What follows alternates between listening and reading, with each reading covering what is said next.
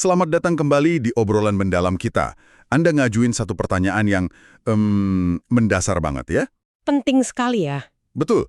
Setelah kita sama-sama paham nih, kalau kejahatan itu akarnya sering kali dari batin yang sakit.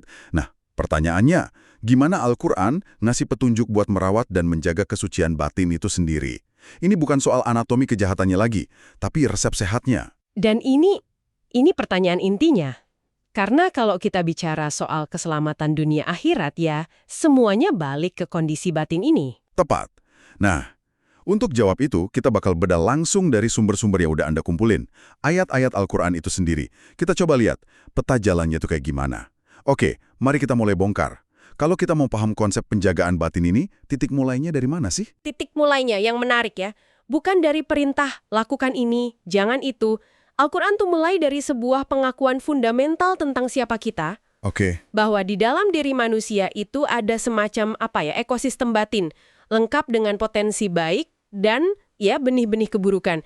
Jadi langkah pertamanya adalah ngenalin medan pertempuran di dalam diri kita sendiri. Medan pertempuran. Maksudnya, musuh pertama itu justru datang dari dalam diri kita, bukan dari luar, bukan orang lain. Tepat sekali. Al-Quran ngenalin konsep nafs, jiwa, gitu ya, yang punya kecenderungan buat dorong kita ke hal-hal yang rendah kalau nggak dididik dan dikendaliin. Ini bukan sesuatu yang jahat secara inheren, tapi lebih kayak kuda liar yang butuh penunggang yang ahli. Tanpa kendali, ya dia bisa bawa kita ke jurang. Oke, ini menarik. Kuda liar di dalam diri. Ada nggak contoh ekstrim di Al-Quran di mana si nafs ini benar-benar ngambil alih dan bikin bencana besar? Contoh paling pertama dan paling tragis itu kisah dua putra Adam, Qabil dan Habil. Ya, kita kenalnya. Al-Quran nggak sebut nama, tapi nyeritain esensinya di surah Al-Ma'idah ayat 30. Setelah kurbannya ditolak, ayat itu ngegambarin apa yang terjadi di batin si kakak. Gimana bunyinya? Fatalawa'at lahu nafsuhu qatla akhihi faqatalahu fa'asbaha minal khasirin. Terjemahan kasarnya, maka nafsnya bikin dia mandang baik pembunuhan saudaranya, lalu dia bunuh. Wow. Perhatiin frasa memandang baik. Nafs yang dikuasai iri dan dengki itu bukan cuma ngedorong, tapi seolah-olah ngebisikin pembenaran. Ini bener kok, ini bakal nyelesain masalahmu. Wah, jadi nafs itu bisa jadi kayak echo chamber internal yang ngejustifikasi pikiran terburuk kita. Itu ngeri banget. Tapi kan seringkali kita ngerasa ada juga dorongan dari luar. Bisikan-bisikan yang kayaknya bukan dari diri kita. Bener. Nah, disinilah pemain kedua masuk. Musuh eksternal, yaitu setan. Tapi strateginya cerdik. Gimana tuh? Dia nggak nyiptain penyakit baru dari nol. Dia itu provokator yang nyiupin api ke bara yang udah ada di dalam nafs kita. Dia eksploitasi kelemahan kita. Coba kita lihat surah Al-Ma'idah ayat 91. Ini kayak buku panduan strateginya setan. Oke. Innama yuridu syaitanu an yuqi'a bainakumul adawahta wal baghdha'a fil khamri wal maisiri wa yasuddakum an dzikrillahi wa anis shalah. Artinya apa itu? Sesungguhnya setan itu cuma pengen nimbulin permusuhan dan kebencian di antara kalian lewat minuman keras dan judi, dan ngehalangin kalian dari ingat Allah dan dari sholat. Jadi, dia pakai alat bantu ya? Minuman keras, judi. Itu kayak pintu masuknya. Tujuannya buat nanam kebencian. Terus puncaknya, ngejauhin kita dari sholat dan ingat Tuhan. Ini kayak peretas yang nyari celah keamanan di sistem. Celahnya hawa nafsu kita, terus dia masuk lewat situ. Analogi yang pas banget. Dan ketika sistem itu udah terinfeksi, Al-Quran pakai istilah yang lebih gamblang lagi. Penyakit dalam hati, atau fi qulubihim marad. Kayak yang disebut di surah Al-Ahzab ayat 12. Ini kondisi di mana batin udah nggak sehat lagi. Udah rapuh, gampang ragu, gampang curiga, gampang diombang-ambingkan. Jadi diagnosisnya jelas. Ada kuda liar di dalam, nafs, dan ada provokator dari luar, setan, yang siap manfaatin. Diagnosisnya cukup bikin merinding ya. Kalau sistem pertahanan batin kita serapuh itu, logikanya Al-Quran pasti nawarin benteng pertahanan yang kuat banget juga kan? Apa aja pilar-pilar utama buat ngebangun imunitas batin ini? Tentu, Al-Quran nawarin serangkaian amalan yang bukan sekedar ritual, tapi fungsinya kayak program latihan buat nguatin otot spiritual kita. Ini sistem pertahanan aktif. Oke. Pilar pertamanya, secara logis, yang langsung nargetin si kuda liar tadi, puasa. Puasa ya? Masuk akal. Di surah Al-Baqarah ayat 183 kan tujuannya eksplisit banget. La'allakum tattaqun. Betul. Agar kamu bertakwa. Takwa ini kan sering diartiin sebagai kesadaran atau perlindungan diri. Jadi, gimana puasa secara mekanis ngebangun perlindungan itu? Puasa itu pada dasarnya latihan buat bilang enggak ke diri sendiri. Dengan nahan kebutuhan paling dasar, makan, minum, hasrat biologis, kita lagi ngelatih otot penolakan di jiwa kita. Otot penolakan? Menarik. Iya, dia ngajarin batin kita kalau keinginan itu bukan perintah. Kemampuan buat nyiptain jeda antara dorongan dan tindakan, nah inilah fondasi dari semua pengendalian diri. Kalau kita udah biasa ngendaliin perut dan syahwat, kita jadi lebih terlatih ngendaliin lidah pas marah atau tangan pas pengen ngambil yang bukan hak kita. Jadi puasa itu semacam bootcamp tahunan buat nafs kita ya. Oke, pilar selanjutnya apa? Pilar kedua, sholat. Kalau puasa itu benteng pertahanan, sholat itu jalur komunikasi langsung dan rutin sama sang komandan. Fungsinya sebagai pembersih jelas banget di surah Al-Ankabut ayat 45. Inna sholata tanha anil fahsya'i wal munkar. Sesungguhnya sholat itu mencegah dari perbuatan keji dan mungkar. Tepat. Nah, gambaran rem otomatis ini menarik. Tapi, ini pertanyaan yang mungkin banyak dari kita pikirin.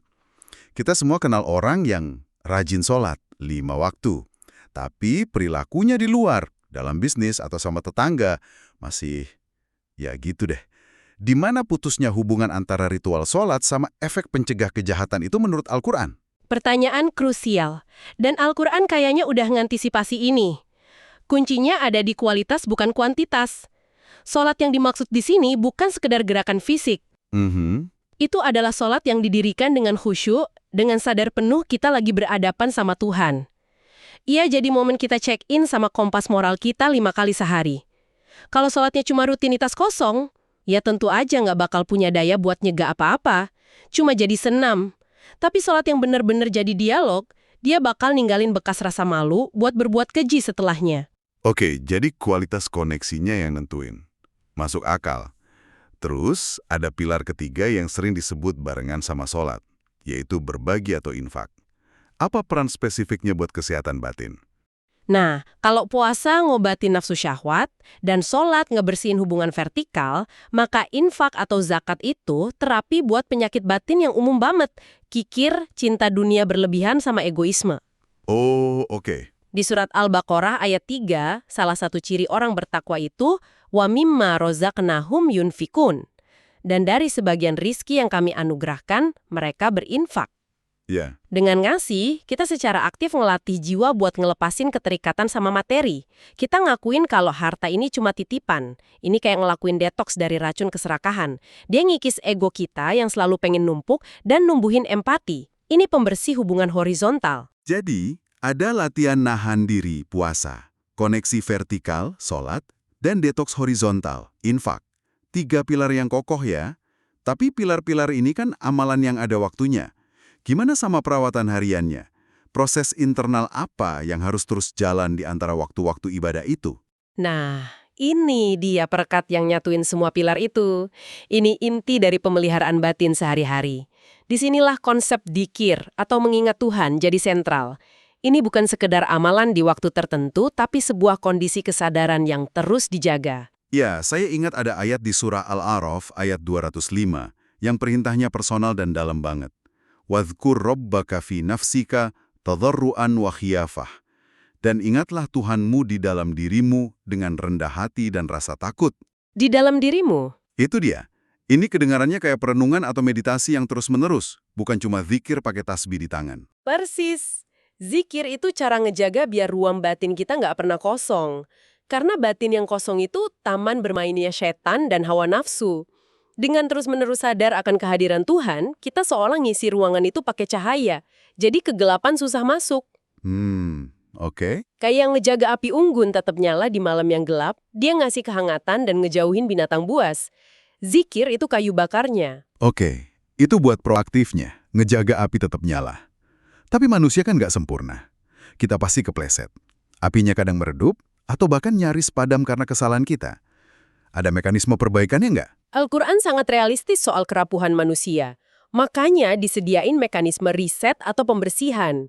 Inilah pintu taubat dan istighfar, memohon ampun.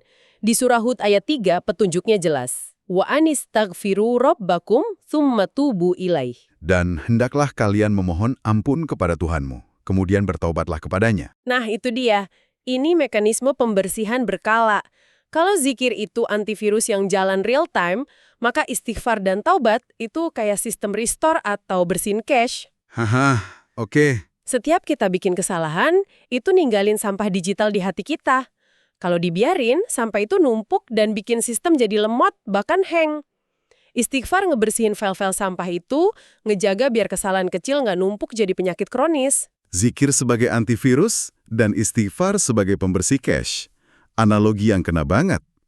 Tapi kalau dipikir-pikir, semua ini ngejaga sholat, puasa, infak, zikir, taubat, kedengarannya kayak pekerjaan penuh waktu yang berat ya. Apa ini murni usaha manusia? Rasanya berat banget mikulnya sendirian. Pertanyaan yang penting banget. Dan jawabannya, enggak. Disinilah letak keindahan dan rahmat dalam petunjuk Al-Quran. Usaha kita nggak sendirian, ada janji pertolongan ilahi bagi mereka yang tulus berusaha.